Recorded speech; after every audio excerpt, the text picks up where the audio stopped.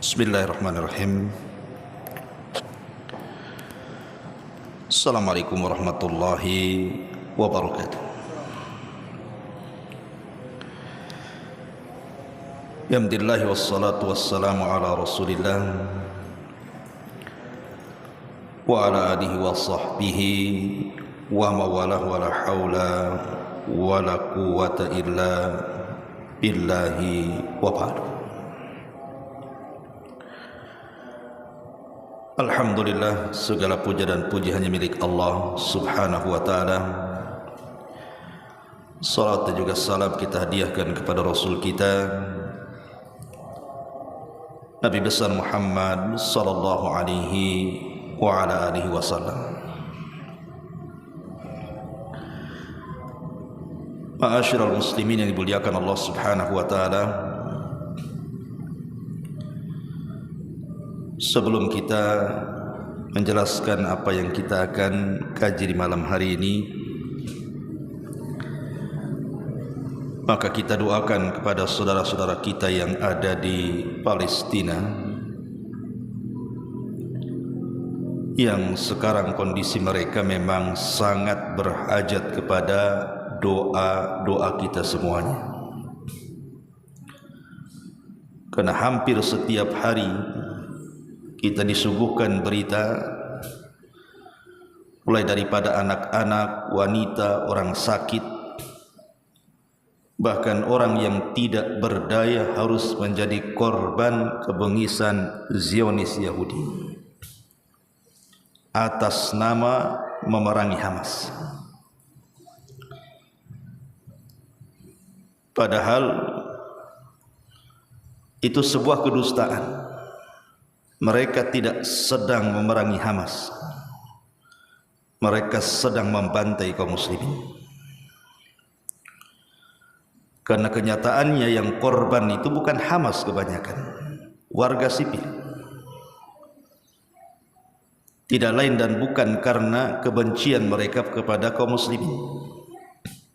Maka kalau kita tidak bisa menyumbangkan harta kita, maka minimalnya doa kita diberikan kepada mereka. Semoga Allah subhanahu wa ta'ala menolong mereka, menjaga mereka, dan semoga Allah subhanahu wa ta'ala menghancurkan Zionis Yahudi yang setiap hari, hampir 1 abad mereka melakukan penyiksaan kepada saudara-saudara kita yang ada di Palestina. Ma'asyiral muslimin yang dimuliakan Allah subhanahu wa ta'ala, kajian di malam hari ini kita akan membahas 12 amalan yang kalau kita lakukan setelah bangun di pagi hari, maka kita akan mendapatkan keajaiban luar biasa. Kita akan mendapatkan keberkahan setiap hari dunia kita dan akhirat kita. Apa saja 12 amalan ini? Ma'asyiral muslimin yang dimuliakan Allah subhanahu wa ta'ala, sering saya ulang-ulang bahwa waktu pagi itu adalah waktu berkah. Berdasarkan sabda Nabi sallallahu alaihi wasallam, Allahumma barik li ummati fi bukuriha. Ya Allah, berkahi umatku di waktu paginya. Jadi pagi itu waktu yang sangat berkah. Bahkan rahasia rizki kita setiap hari itu ada di pagi hari. Tentu bagi orang-orang yang mau mengambilnya, tapi banyak juga manusia yang diharamkan berkah setiap harinya karena tidak memanfaatkan di waktu paginya. Dan ini sangat rugi. Setiap hari umur kita berlalu tapi tidak ada keberkahan dalam umur kita. Maka Nabi SAW pernah ditanya tentang seburuk-buruk manusia. Apa kata Rasul? Man tala umruhu wa sa'a amaluhu. Orang yang panjang umurnya tapi buruk pula amalnya. Ma'asyiral muslimin yang dimuliakan Allah Azza wa Jalla, tidak panjang mukaddimah. Yang pertama yang harus kita lakukan setelah bangun daripada tidur kita di pagi hari, an yastahdhira fi qalbihi bisyukri. Hadirkan dalam hati bahkan lisan kita dengan cara banyak-banyak bersyukur kepada Allah Subhanahu wa taala. Makanya Nabi sallallahu alaihi wasallam apabila bangun dari tidur, apa yang dibaca Rasul? Alhamdulillahilladzi afani fi jasadi wa radda alayya ruhi wa udhina li bidzikrihi. Alhamdulillahilladzi afani fi jasadi. Segala puja dan puji hanya milik Allah yang telah memberikan kesehatan kepadaku. Wa radda alayya ruhi, yang mengembalikan ruhku ke dalam jasadku. Wa adzina li bi dzikrihi, dan mengizinkan aku untuk terus bisa mengingat dirimu. Lihat kandungan doa ini, ada 3 perkara yang kita hajatkan setiap hari. Pertama, kesehatan. Yang kedua, kita masih bisa hidup sehingga kita bisa melakukan amal sebanyak-banyaknya. Dan yang ketiga, kita masih diberikan pertolongan Allah untuk terus bisa mengingat Allah Azza wa Jalla. Ini nikmat yang luar biasa. Terutama nikmat sehat. Sehat itu nikmat yang luar biasa. Makanya Nabi sallallahu alaihi wasallam mengatakan, laisa ahadun afdal indallahi min mu'minin yu'ammar fil Islam litasbihihi wa takbirihi wa tahlilihi. Tidak ada satupun yang lebih afdal di sisi Allah bagi seorang mukmin yang diberikan usia dalam Islam. Dia gunakan usianya untuk bertasbih, bertakbir, dan bertahlil la ilaha illallah. Ma'asyiral muslimin yang dimuliakan Allah Azza wa Jalla, nikmat sehat itu lebih tinggi dibandingkan nikmat harta. Bahkan sering saya ulang-ulang, harta itu serendah-rendahnya nikmat Allah. Antum pikir harta itu nikmat Allah yang besar? Tidak. Justru itu serendah-rendahnya nikmat Allah itu harta. Kenapa harta itu serendah-rendahnya nikmat Allah? Karena harta itu berserikat antara mukmin dan kafir. Qarun kaya, Sulaiman juga kaya. Namrud kaya. Kemudian siapa lagi orang kafir? Kafir banyak kaya. Tapi orang Islam juga kaya. Abu Bakar kaya, Uthman kaya, Abdurrahman bin Auf kaya. Kekayaan itu berserikat. Bukan hanya diberikan kepada orang beriman, kepada orang kafir pun dikasih harta itu. Makanya itu nikmat yang paling rendah. Dan nikmat yang paling tinggi setelah iman dan Islam adalah kesehatan. Coba bayangkan antum kaya tapi antum sakit. Bisa apa antum dengan kekayaan itu? Kaya raya, rumahnya gedong, mobilnya mewah, tanahnya luas, tapi antum setruk di kursi roda. Naik ke kasur aja diangkat, turun dari kasur diangkat, makan disuapi, buang hajat diceboki. Cemana hidup orang kayak gini nih? Makanya kita bersyukur kalau Allah Subhanahu wa taala masih membangunkan kita dalam posisi kita sehat. Bahkan saya juga rasakan, karena kita juga sudah usia di atas kepala 4 ini, kadang-kadang kalau bangun rasanya sakit-sakit badan itu udah nggak enak. Biasanya usia-usia 50, 60 gitu ya. Kalau bangun itu kayaknya sakit pinggang lah, sakit leher lah, asam urat lah, kayaknya nggak senang hidup tuh.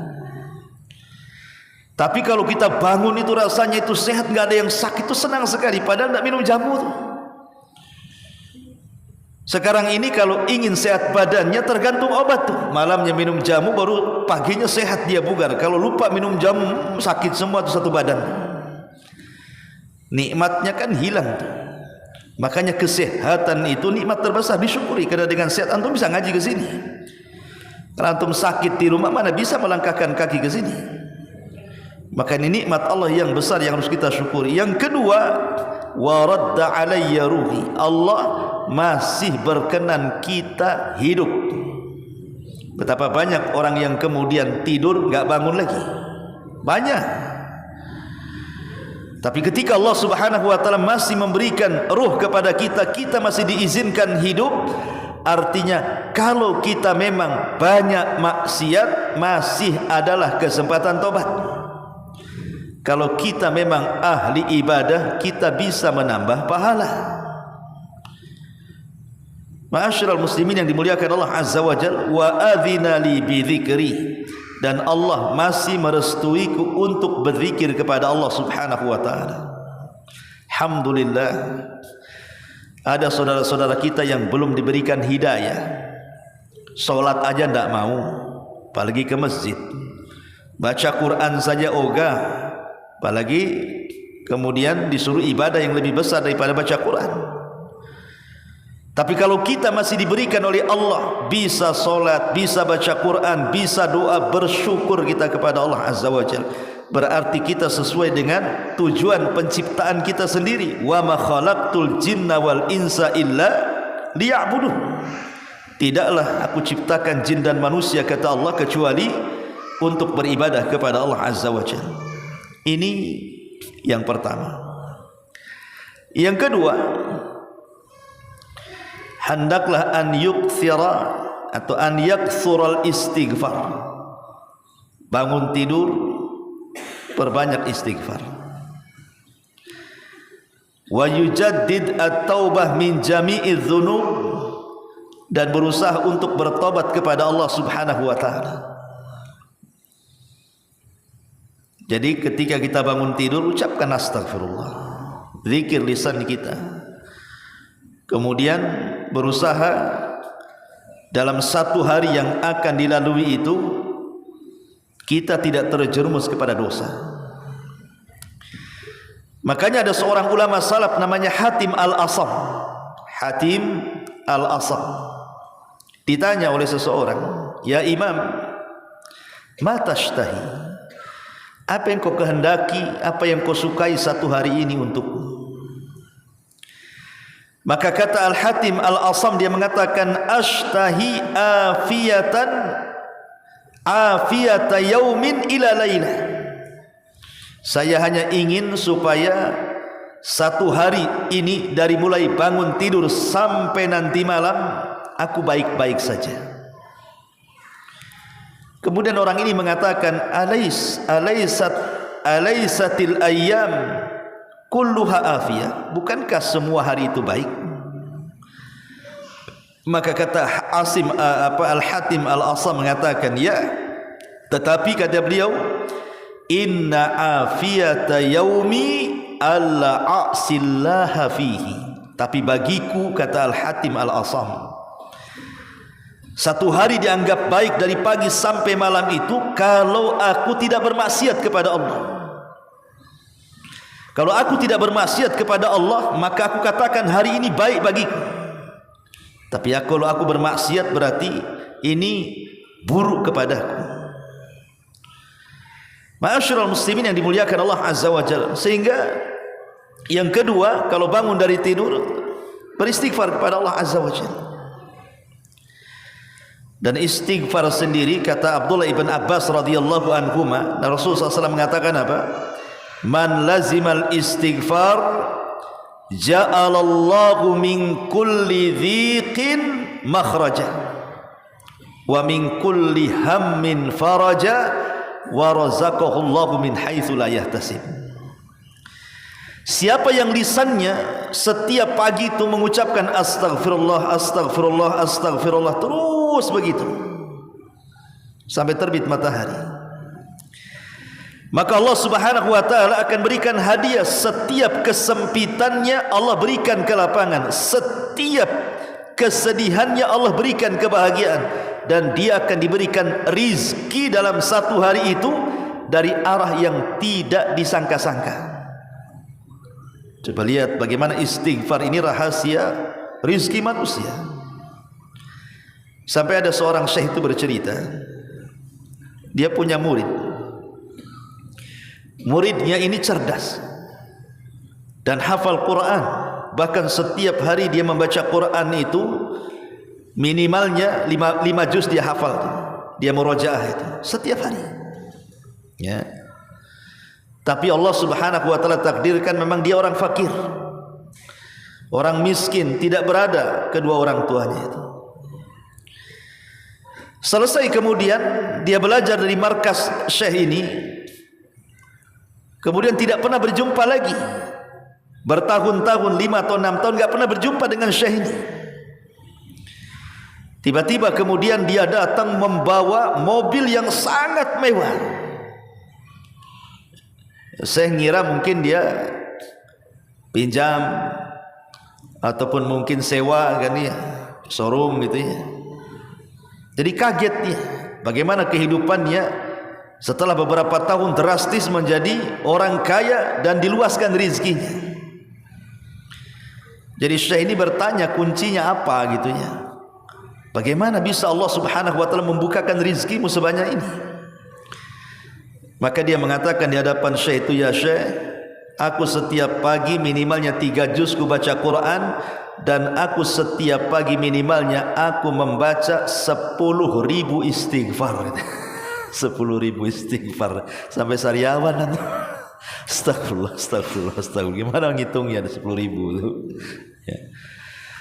Tetapi oke lah, nggak ada cerita seperti ini.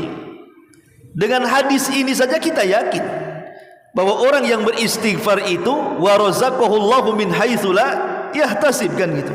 Allah akan berikan rizki dari arah yang tidak disangka-sangka. Dan ini mujarrab, terbukti gitu kan. Kita aja nggak yakin. Coba kalau antum turun istighfar dari pagi, siang, sore, istighfar aja. Ma'asyiral muslimin yang dimuliakan, pasti Allah mudahkan rizkinya. Ma'asyiral muslimin, kemudian Aisyah Ummul Mukminin radhiyallahu anha sampai mengatakan, tuba liman wajada fi sahifatihi istighfaran katsira. Beruntunglah orang yang dalam catatannya penuh dengan istighfar di hadapan Allah. Maka perbanyak istighfar di pagi hari, karena ini membuka pintu rizki satu hari itu. Kemudian yang ketiga, an yakuna min ashabi hammil akhirati. Dzalika yaqtadi an yajtahida fi ta'miri waqtihi wa syughli qalbihi bi kulli ma yardallah min salihil a'mali. Berusaha di pagi hari ini luruskan hati kita, bahwa keinginan kita hidup di pagi itu sampai nanti sore dan malam memang keinginannya hanya mengejar akhirat, tidak sedang mengejar dunia.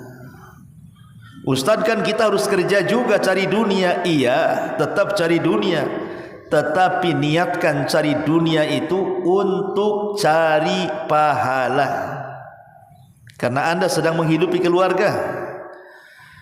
Niatkan, karena innamal a'malu binniat, kan. Amal itu ditentukan niatnya. Jadi kalau Anda mungkin rizkinya ada di pasar, niatkan bahwa saya ke pasar jual beli itu, jualan di sana itu dalam rangka mencari rizki lillah, karena Allah, untuk menghidupi keluarga.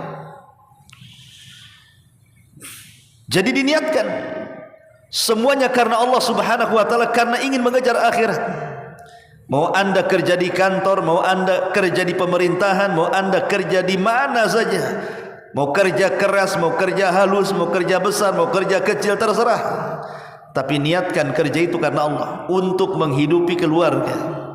Karena ada hadis yang mengatakan dari Anas bin Malik radhiyallahu anhu, Nabi SAW mengatakan, man kanatil akhiratu hammahu ja'alallahu ghinahu fi qalbihi wa jama'a lahu syamlahu wa atathu dunya wa hiya raghina. Barang siapa yang menjadikan akhirat sesuatu yang dikejarnya. Dia tidak sedang mengejar dunia, dia sedang mengejar akhirat. Maka Allah akan jadikan kekayaan dalam hatinya dan mengumpulkan seluruh urusannya. Dunia akan mendatanginya dalam keadaan dunia sangat berhajat kepadanya. Jadi dunia yang mengejar kita, bukan kita yang mengejar dunia. Lihat bagaimana di sini Rasul mengatakan, barang siapa yang menjadikan akhirat yang ia kejar, maka Allah Subhanahu wa taala akan menjadikan kekayaannya di kedua matanya. Bahkan Allah akan kumpulkan seluruh urusannya. Maksudnya apa? Setiap ada persoalan, rasa-rasanya mudah untuk diselesaikan. Walaupun dalam satu hari ini ada masalah sampai 5 atau 10 masalah gitu kan, Allah kumpulkan masalah itu dan Allah carikan semua jalan keluarnya. Dan dunia akan mengejar kita tanpa kita harus mengejarnya. Tapi sebaliknya kata Nabi SAW, man kanatid dunya hammahu ja'alallahu faqrahu baina ainaihi wa farraqa alaihi syamlahu walam ya'tihi minad dunya illa ma qudira lahu. Tapi barang siapa yang menjadikan dunia sesuatu yang dikejarnya, maka Allah akan jadikan kemiskinan di hadapan matanya, lalu akan mencerai-beraikan urusannya, dan ia tidak akan mendapatkan dunia kecuali yang ditakdirkannya saja. Coba bayangkan, orang kalau mengejar akhirat, dunia ikut di belakangnya. Orang kalau mengejar dunia, akhirat lari dari dia, dan dia tidak akan mendapatkan dunia kecuali yang sudah ditakdirkan di situ. Jadi buat apa kemudian lelah letih kita mikirkan dunia? Karena ada orang itu yang stres tentang dunia yang akan dia ambil esok hari. Hasan Al-Basri pernah ditanya, ya Imam, kira-kira besok kita makan apa ya? Besok kita ini minum apa? Kita makan apa besok? Katanya. Kata Hasan Al-Basri, Allah tidak menuntut kau bertanya seperti itu. Karena rizki kamu besok itu sudah ditentukan Allah Subhanahu wa taala. Ngapain mikir besok makan apa? Sudah ditentukan lo besok makan apa, rizkinya di hadapan Allah. Ngapain dipikir pula? Yang penting berdoa, cari sebab. Ya. Ma'asyiral muslimin yang dimuliakan Allah Azza wa Jalla, lihat bagaimana kalau di pagi hari itu otak kita adalah otak akhirat, bukan otak dunia. Nanti dunia yang mengejar kita. Lebih daripada itu, seluruh urusan satu hari itu Allah kumpulkan dan Allah carikan jalan keluarnya. Tapi kalau otak kita otak dunia, bukan otak akhirat, masalah satu belum kelar, datang masalah yang lain. Walaupun secara licik kita mencari dunia, tetap saja dia akan mendapatkan dunia sesuai dengan takdirnya saja. Karena ingin dunianya, saking semangatnya itu, sampai dia merencanakan untuk menipu, untuk korupsi, untuk zalim, untuk gharar, macam-macam lah. Hakikatnya apa yang Anda dapati dari kecurangan-kecurangan itu sudah ditakdirkan nominalnya di hadapan Allah. Mau cari cara dengan cara yang baik atau dengan cara yang buruk, tetap dia dapat segitu sebenarnya. Ma'asyiral muslimin yang dimuliakan Allah Azza wa Jalla, karena dunia sendiri, kata Nabi SAW, lau kanatid dunya ta'dilu indallahi janaha ba'udhah ma saqa kafiran minha syurbata ma'in. Kalau dunia ini ada nilainya ikhwan, walaupun hanya seperti sayap seekor lalat, maka tidak ada satupun orang kafir yang bisa minum di dunia ini. Kalau dunia itu ada manfaatnya. Tapi karena dunia tidak ada manfaatnya, maka orang kafir suka-suka lah dia minum di situ, makan di situ, kaya di situ. Ma'asyiral muslimin yang dimuliakan Allah Azza wa Jalla. Ini yang keempat, yang ketiga. Yang keempat,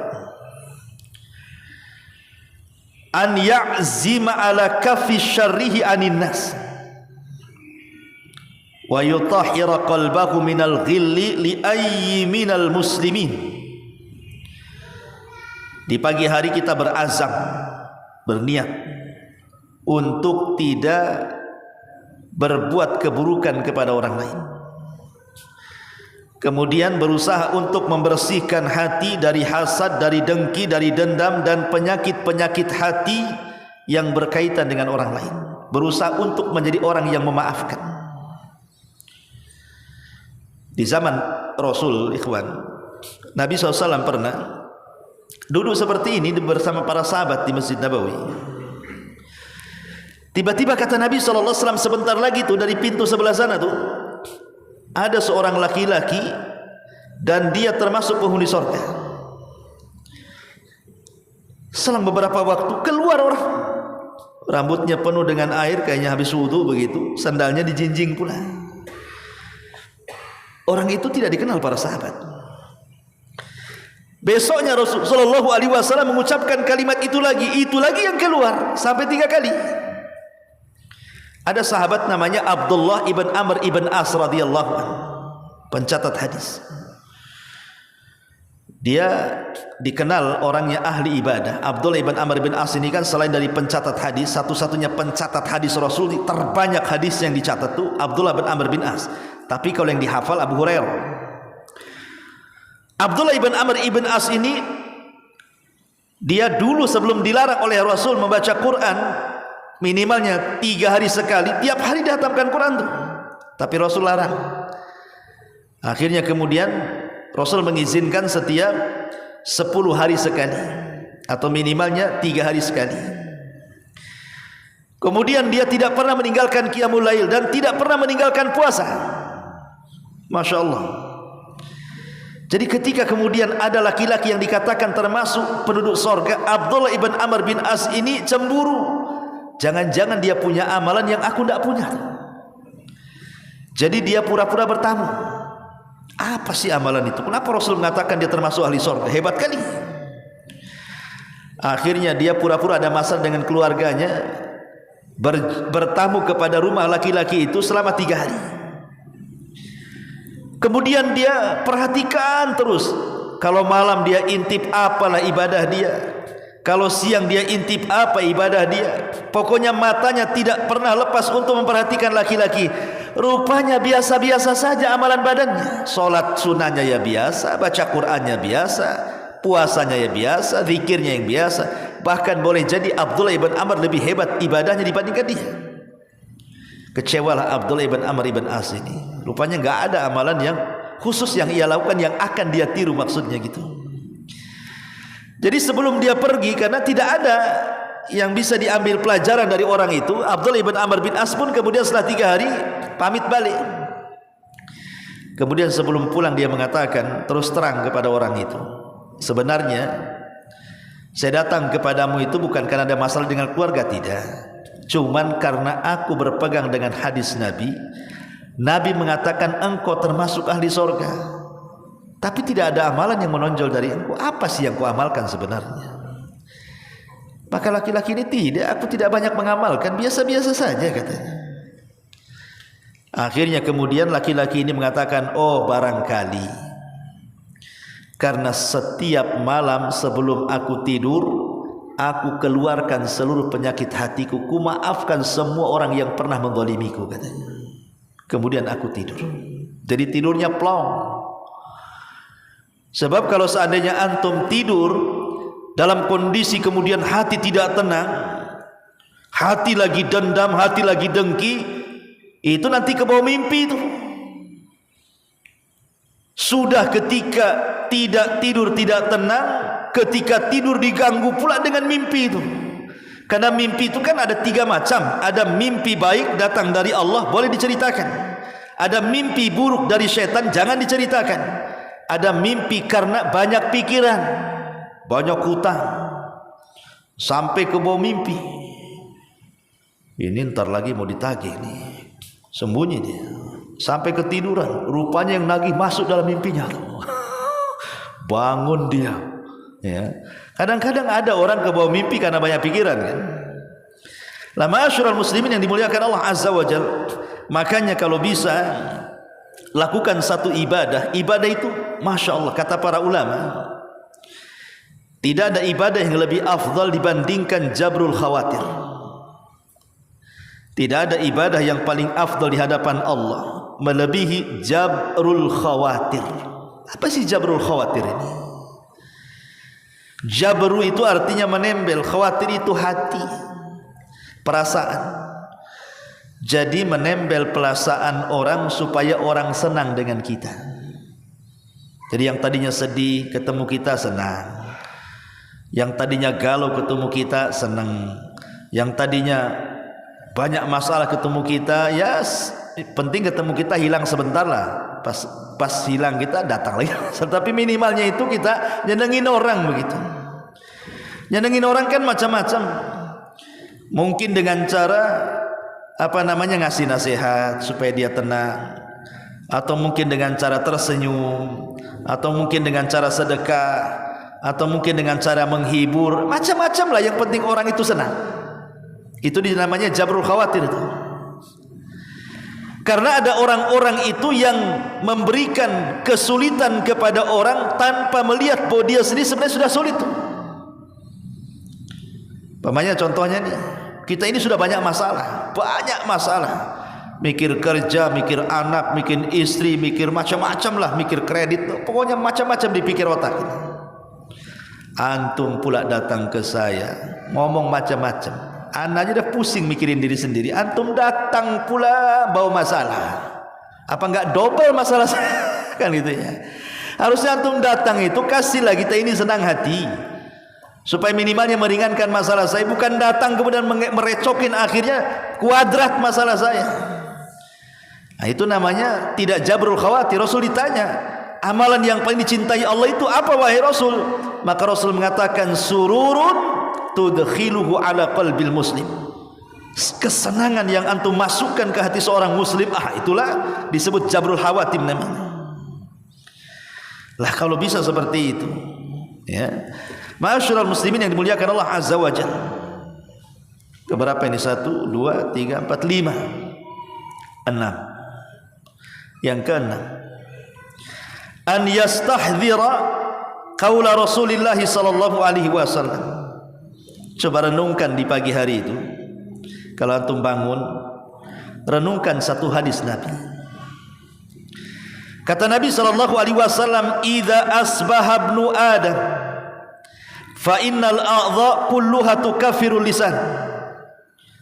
Taqul ittaqillah fina fa inna ma nahnu bika fa in istaqamta istaqamna wa in wajazta wajazna." Apabila anak Adam itu bangun di pagi hari, antum bangun di pagi hari, maka seluruh anggota badan kita dari kepala sampai kaki, seluruh anggota badan kita dari kepala sampai kaki, kalau seandainya melakukan perbuatan dosa, maka bisa dihapuskan dengan amalan lisan. Makanya anggota-anggota badan itu, kalau di pagi hari itu, kalau mereka bisa ngomong, maka mereka akan ngomong kepada lisan. Lisan, bertakwa kau kepada Allah, karena hidup kami ditentukan oleh kamu. Kalau engkau lurus, kami lurus. Kalau engkau bengkok, kami bengkok, katanya. Lihat bagaimana lisan ini menentukan anggota badan kita. Walaupun antum ahli solat malam, walaupun antum ahli puasa sunnah, walaupun antum ahli sedekah, kebaikan dan kebajikan antum lakukan, tapi kalau tidak bisa menjaga lisan, amal-amal itu bisa saja ditolak di hadapan Allah. Ada seorang sahabat datang kepada Rasul, "Ya Rasulullah, inna fulanatan taqumul laila wa tasumun nahar wa tasaddaqat bifuduli amwaliha wa taf'alu wa taf'al." Rasul, di sana ada emak-emak. Kalau malam emak-emak ini salat malamnya mantap, puasa sunnahnya oke, sedekahnya wah, dan banyak kebaikan. Masya Allah, sempurna ini wanita ini. Dan saya yakin belum tentu mama di belakang ini rajin sholat malam, rajin puasa, rajin sedekah, rajin berbuat baik kan.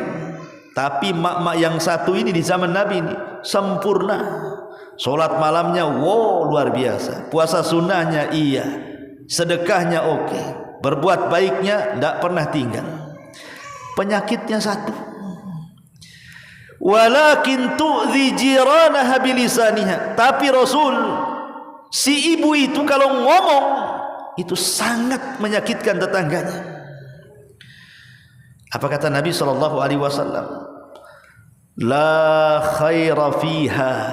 Wanita itu tidak punya kebaikan sedikit pun. Bal hiya min ahlin nar. Bahkan dia akan masuk ke neraka katanya. Lihat, lisan ini ngeri. Makanya Nabi SAW mengatakan aktsaru khotaya ibni Adam lisanah. Kebanyakan kesalahan anak Adam itu terlontar dari lisannya. Maka kalau kita bangun di pagi hari, usahakan lisan ini jangan sampai melakukan dosa. Jaga sampai siang, jaga sampai sore, jaga sampai malam. Besoknya gitu lagi. Ini enggak. Pagi-pagi dan ngerumpi di grup. Sekarang gibah itu tidak perlu ketemu, cukup ambil WA, masuk ke grup di situ. Gibah-gibah lah di situ. Namanya gibah jamaah namanya. Ya. Coba Allah mudahkanlah berbuat dosa dengan handphone sekarang. Ada namanya gibah nasional. Antum tahu gibah nasional? Ini gibah nasional itu, ini tahun politik, kawan. Gibah nasional itu kalau antum cenderung memilih paslon tertentu yang akan jadi capres dan cawapres, tentu otomatis antum akan menggibah tuh lawan koalisinya kan, lawan oposisinya. Pamannya antum dukung yang ini nih, antum tidak suka yang itu, mulai antum gibah yang itu. Antum mulai nyebar hoax. Antum lo gak dibayar kok bisa jadi buzzer, ini gimana ceritanya? Dosa iya, nggak ada manfaatnya pun iya, nggak dapat apa-apa. Kalau terpilih pun antum ya gini-gini saja, ngabisin pulsa saja kan. Emang kalau terpilih dia antum dapat rumah kan gitu ya.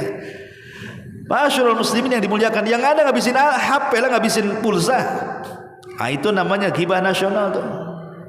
Namanya gibah nasional tuh, itu menggibahi pemimpin-pemimpin yang mau mencalonkan presiden, digibahinya nggak suka dengan dia.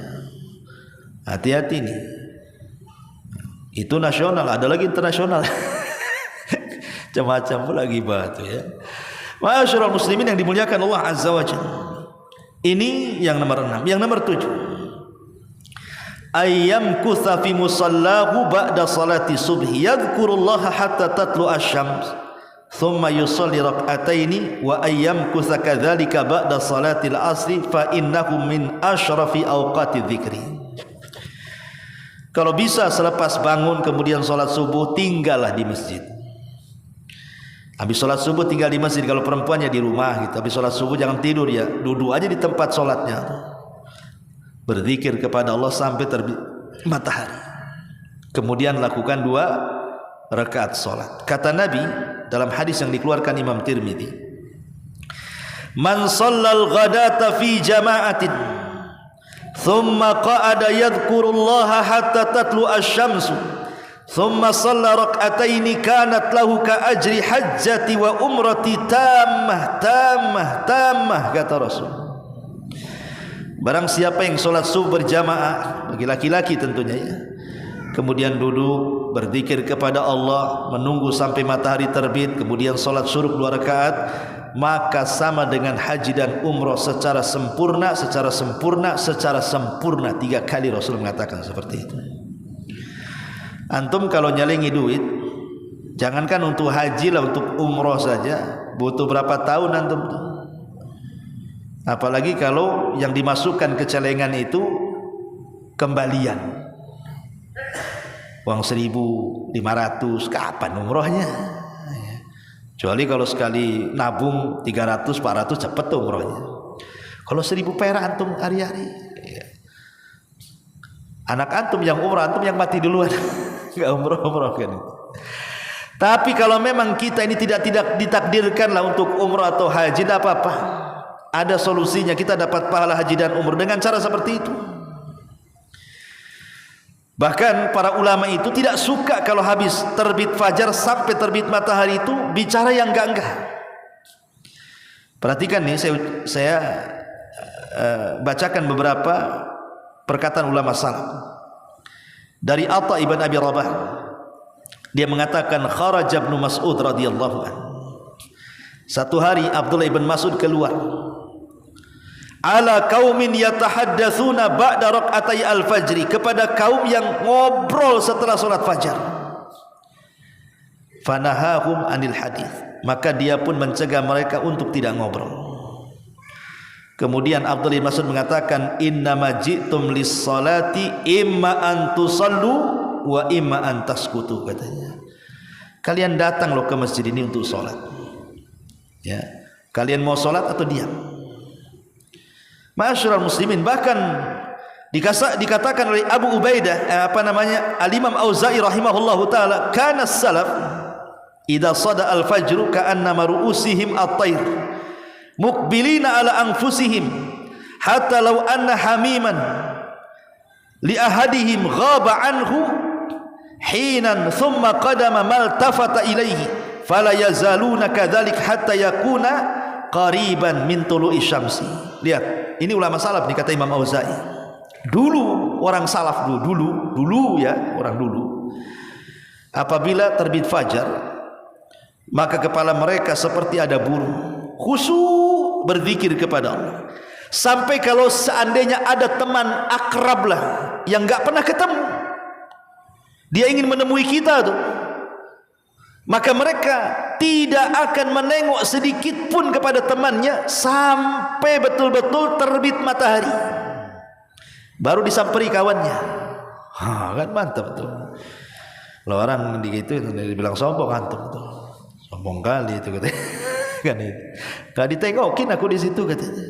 Memang begitu ulama salaf, supaya fokus satu berzikir, nggak peduli dengan orang. Ya. Kalau sekarang ada habis subuh gak peduli, tapi nyandar di tiang tuh, ambil tidur. Ya gak peduli orang kalau tidur. Mana peduli kalau tidur nyandar di tiang, kan gitu ya.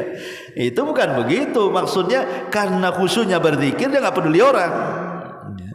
Begitu ulama salaf. Sampai dikatakan Imam Malik rahimahullahu taala, kana Sa'id ibn Abi Hind, adalah Sa'id ibn Abi Hind, wa Nafi maula ibni Umar, dan Nafi maula ibni Umar, wa Musa ibn Muyassar, dan Musa ibn Muyassar, yajlisuna ba'da salati subhi, mereka duduk setelah salat subuh, hatta yartafi an-nahar, sampai kemudian mendekati waktu siang, artinya matahari terbit.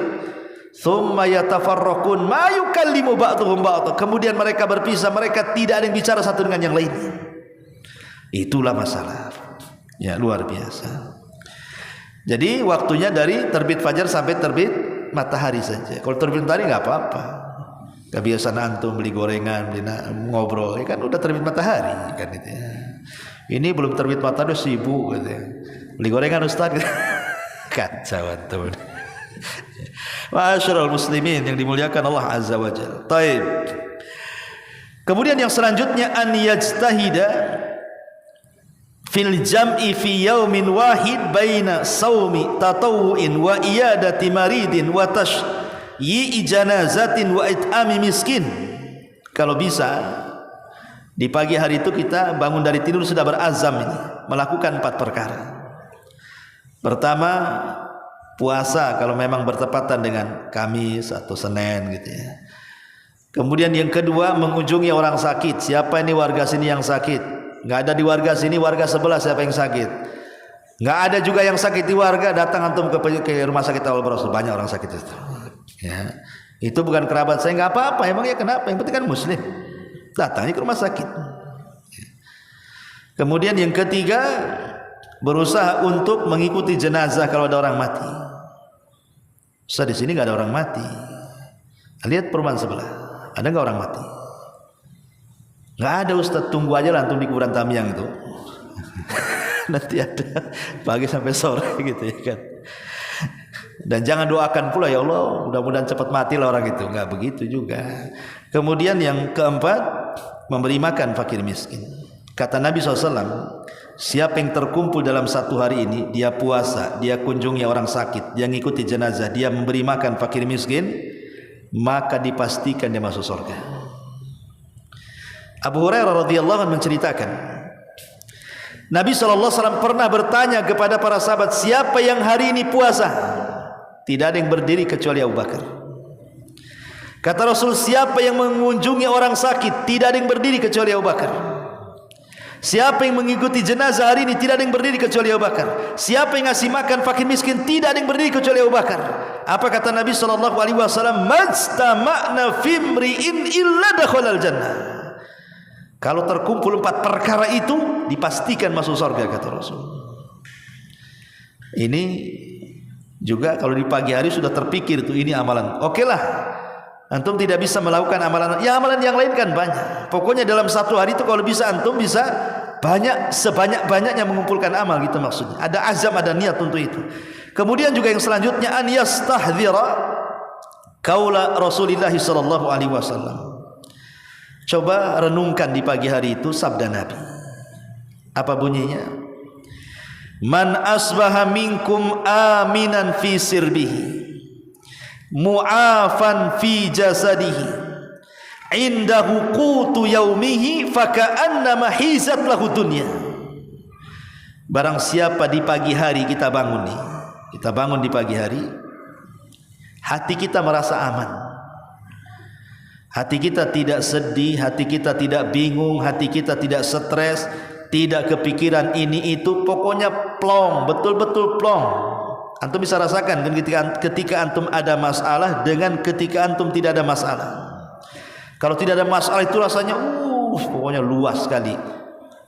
Enak, mau di rumah enak, di luar rumah enak, di warung enak, di masjid, pokoknya rasanya enak kalau aman hati itu ya, tenang hati itu kan.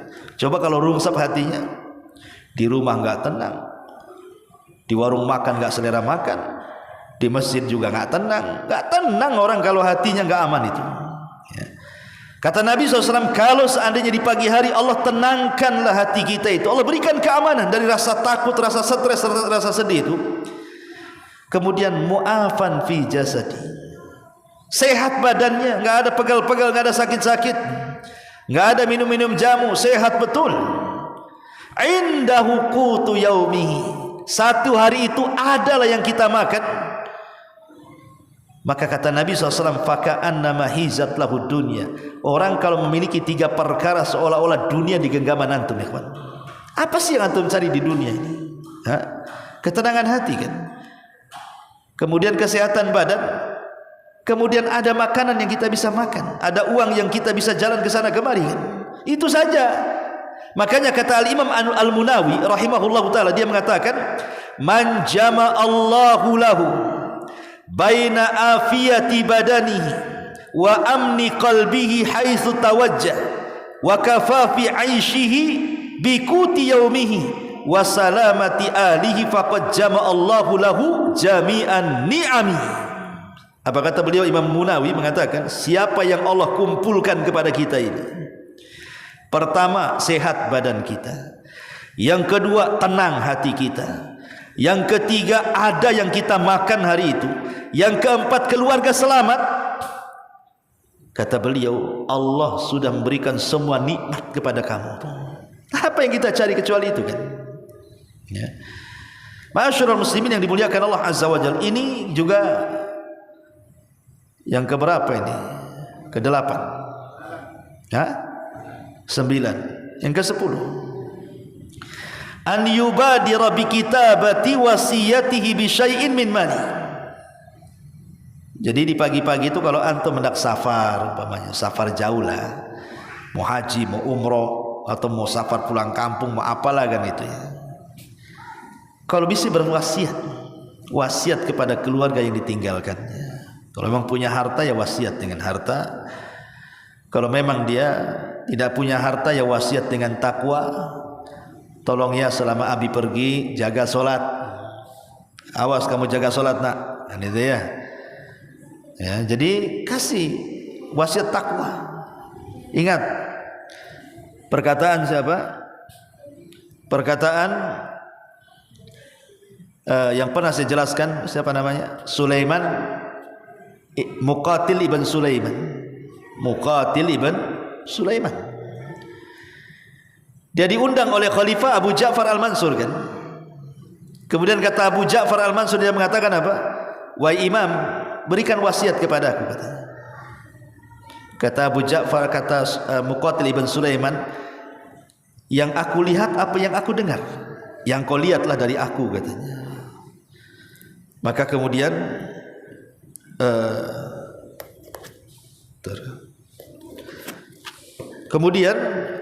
Muqatil ibn Sulaiman mengatakan, wahai khalifah, ada dua khalifah pendahulu, satu Umar bin Abdul Aziz, satu siapa namanya saya lupa, Umar bin Abdul Aziz, yang kedua Hisham ibn Abdul Malik. Umar bin Abdul Aziz sebelum wafatnya dia berwasiat kepada anak-anaknya untuk bertakwa kepada Allah dan tidak meninggalkan harta waris kecuali hanya 18 dinar.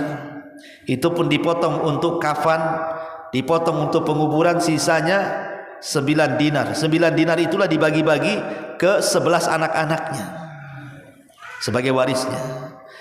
Sementara Hisham ibn Abdul Malik ketika meninggal dunia punya anak 11 juga.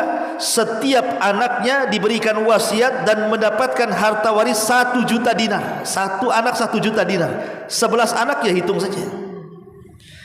Tapi setelah kemudian waktu berlalu, anak-anaknya Hisham ibn Abdul Malik semua menjadi orang miskin, sebagiannya menjadi minta-minta di pasar-pasar.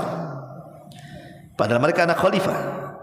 Tapi anak Umar bin Abdul Aziz yang tidak mendapatkan harta waris, hanya dapat wasiat takwa dari bapaknya, dan dia lakukan wasiat itu, semuanya menjadi anak-anak orang kaya. Jadi kaya.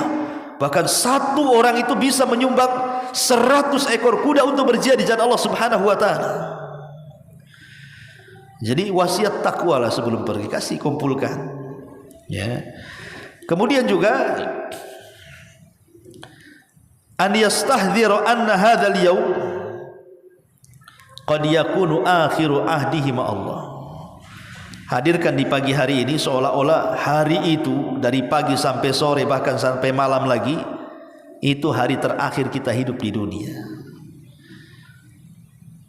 Coba rasakan seperti itu, jangan jadi hari terakhir bagi saya. Sebagaimana Rasul mengatakan kepada Ibnu Umar, kun fid dunya ka'annaka gharib aw abiru sabil. Hai Ibnu Umar, jadilah seperti orang asing atau orang yang melintas saja, musafir. Supaya kalau kita ingat mati, maka syahwat dan syubhat kita itu tidak menggebu-gebu.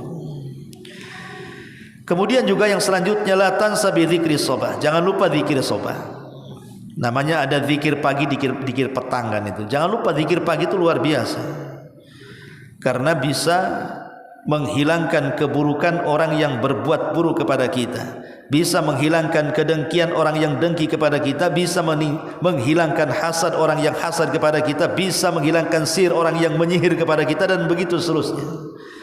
Karena itu adalah benteng yang kuat. Kalau orang suka baca zikir pagi itu akan bentengnya kuat sampai dia sore.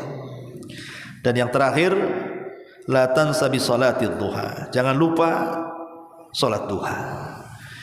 Rasul sallallahu alaihi wasallam mengatakan, yusbihu ala kulli sulami min ahadikum sadaqah, fa kullu tasbihatin sadaqah, wa kullu tahmidatin sadaqah, wa kullu tahlilatin sadaqah, wa kullu takbiratin sadaqah, wa amru bil ma'ruf sadaqah, wa nahyu anil munkar sadaqah, wa yujzi'u min dzalika rak'atani yarka'ahuma minad duha. Kata Rasul, kalau kita bangun di pagi hari, maka seluruh persendian dalam badan kita ini harus mengeluarkan sedekah. Berapa persendian kita? 360 persendian. Itu Rasul ngomong begitu, belum ada media di zaman itu kan untuk menghitung berapa persendi seperti alat-alat kesehatan zaman sekarang. Setelah dihitung oleh para dokter, memang 360 persendian sedekah Rasulullah. Ya.